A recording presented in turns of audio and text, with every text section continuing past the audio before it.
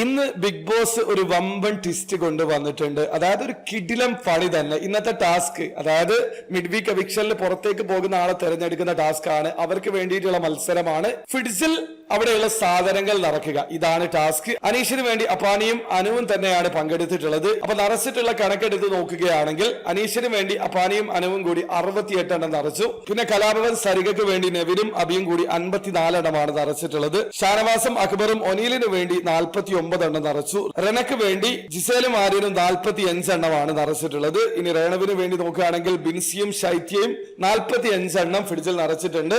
ഷാരികയ്ക്ക് വേണ്ടി ബിന്നിയും നൂറയും 30 എണ്ണമാണ് നിറച്ചിട്ടുള്ളത്.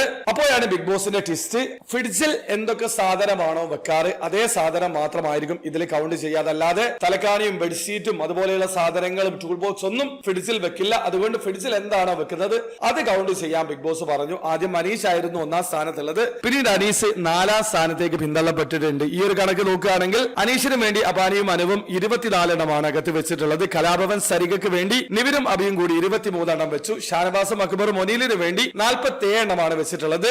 റെനക്ക് വേണ്ടി ജിസേലും ആര്യനും 37 എണ്ണമാണ് അകത്ത് വെച്ചത്. റേണുവിന് വേണ്ടി ബിൻസിയും ശൈത്യയും 32 എണ്ണം അകത്ത് വെച്ചിട്ടുണ്ട്.